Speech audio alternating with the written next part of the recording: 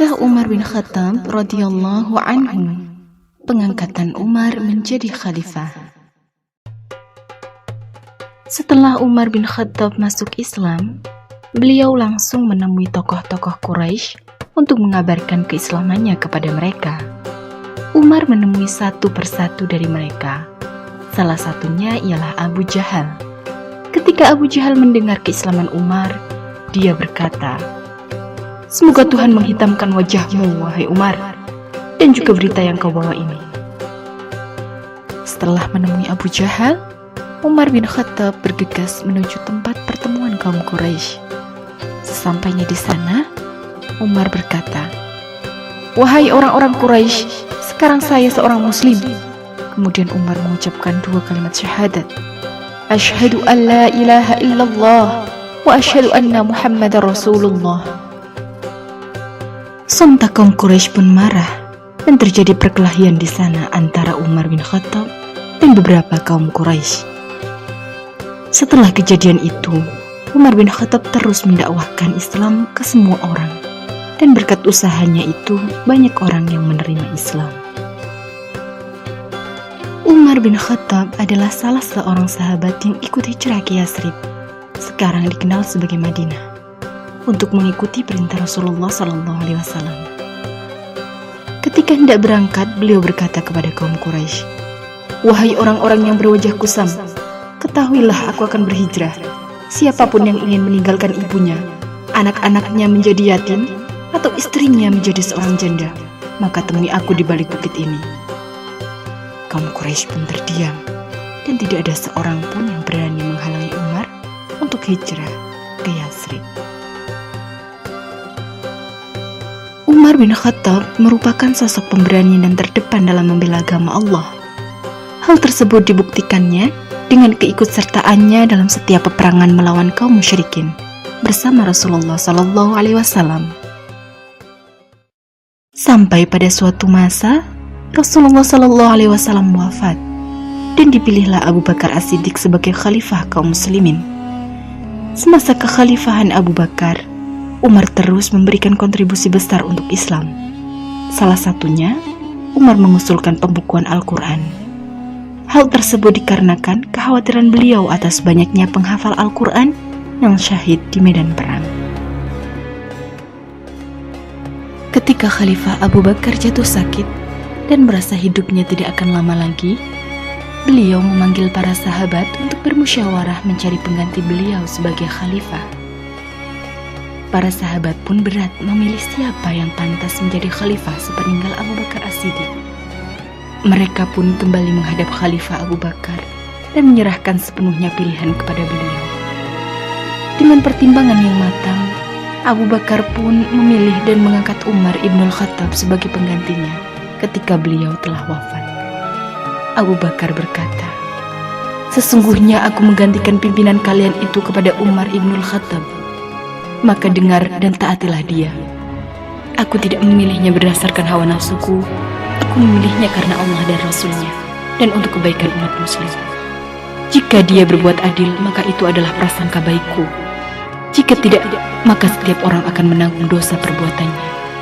Hanya kebaikan yang aku harapkan dari dia, dan aku tidak mengetahui perkara gaib. Dan akan diketahui siapa yang berbuat zalim nanti di hari bumi dibolak-balikan. Wassalamualaikum warahmatullahi wabarakatuh."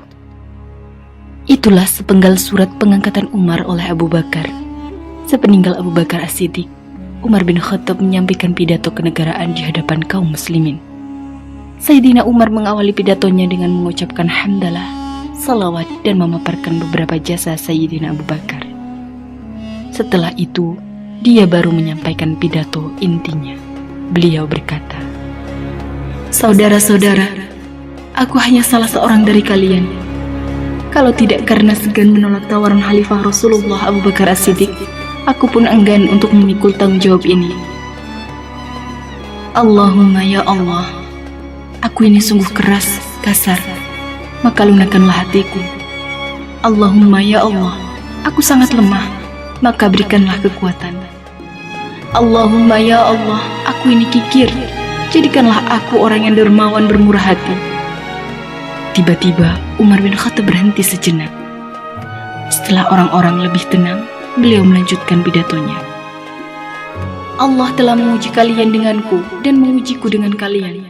Sepeninggal sahabat-sahabatku, sekarang aku yang berada di tengah-tengah kalian. Tidak ada persoalan kalian yang harus aku hadapi lalu diwakilkan kepada orang lain selainku. Dan tak ada yang tak hadir di sini lalu meninggalkan perbuatan terpuji dan amanah. Kalau mereka berbuat baik, maka akan aku balas dengan kebaikan. Tetapi kalau melakukan kejahatan, terimalah bencana yang akan kutimpakan kepada mereka. Umar ibn al-Khattab menjalankan tugas kenegaraan dengan sebaik-baiknya dan seadil-adilnya. Beliau melanjutkan dan menyempurnakan tugas-tugas Abu Bakar As-Siddiq. Pada masa pemerintahannya, Umar juga meletakkan dasar-dasar kenegaraan yang belum ada pada masa sebelumnya. Dan hal ini merupakan kelebihan Umar radhiyallahu anhu. Dasar-dasar kenegaraan yang dibuat Umar radhiyallahu anhu antara lain, beliau yang pertama disebut sebagai Amirul Mukminin. Beliau yang menetapkan kalender Hijriah. Beliau yang pertama menghukum pembuat fitnah. Beliau pula yang pertama membuka berbagai negara Islam. Beliau yang pertama membuka mahkamah atau pengadilan negara. Dan beliau pula yang pertama mengangkat hakim di berbagai belahan negeri. Umar radhiyallahu anhu sejatinya merupakan orang dengan pribadi yang mulia. Ketika masa jahiliyah, Umar ibn al-Khattab adalah orang yang tegas dan disegani. Setelah masuk Islam, sifat itu lebih sempurna lagi. Beliau menjadi orang yang tetap tegas dan disegani, baik oleh muslimin maupun musyrikin. Beliau adalah orang yang sangat kuat, berwibawa, zuhud, adil dan penyayang, serta sangat alim dan faqih. Perbuatan dan perkataannya banyak mencocoki Al-Quran. Umar adalah sahabat yang sangat takut dosa dan kesalahannya tidak diampuni Allah Subhanahu wa Ta'ala, sehingga beliau pun banyak menangis. Umar sering mengatakan, "Seandainya ibuku tak melahirkan, seandainya aku tidak menjadi apapun, seandainya aku menjadi orang yang tidak dianggap dan terlupakan." Beliau adalah sosok yang amat tawadhu dan tidak sombong. Pada saat menjadi khalifah, ada yang berkata kepadanya, "Bertakwalah kepada Allah, wahai Amirul Mukminin." Mendengar ucapan itu, seseorang berkata, "Apakah pantas ucapan itu disampaikan kepada Amirul Mukminin?" Umar pun menyela, "Biarkan dia, karena dia mengatakan untaian kata untukku. Sesungguhnya sebaik-baik perkataan adalah apa yang dia ucapkan." Meskipun Umar radhiyallahu anhu adalah Amirul Mukminin, namun kehidupannya sangat sederhana. Hingga suatu ketika putrinya Hafsah pernah berkata, "Wahai Amirul Mukminin, jika engkau berpakaian, pakaianku lebih bagus. Dan jika engkau makan, makananku lebih lezat daripada makananmu. Allah telah melapangkan rezekiku dan banyak memberi kebaikan kepadaku." Tetapi Umar malah menjawab, "Aku menolak ucapanmu itu. Apa kamu tidak ingat keadaan Rasulullah dan keluarganya? Mereka merasakan kehidupan yang susah. Demikian juga teman karibnya Abu Bakar As-Siddiq." Umar terus menasihati Hafsah sampai Hafsah pun menangis.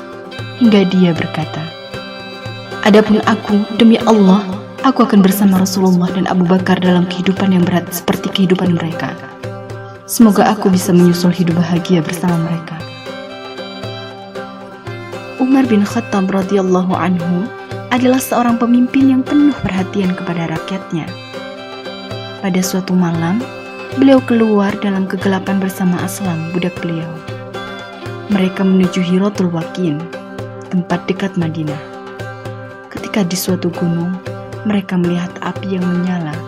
Maka Al-Faruq berkata, "Wahai Aslam, sesungguhnya di sana ada kafilah yang diterpa malam yang dingin. Mari kita pergi ke sana."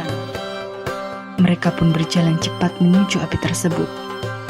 Ketika sampai, mereka melihat perempuan bersama anak-anaknya menunggu panci yang ditaruh di atas api. Sementara anak-anaknya menangis karena menahan lapar yang sangat. Umar dan Aslam pun berjalan cepat menuju gudang penyimpanan tepung, dan Umar mengeluarkan sekantong tepung dan lemak. Umar berkata, "Angkat semua ini agar aku bisa membawanya." Aslam menjawab, Biarkanlah aku yang mengangkatnya, wahai Amirul Mukminin. Namun Umar menjawab, apakah engkau yang akan menanggung dosaku pada hari kiamat?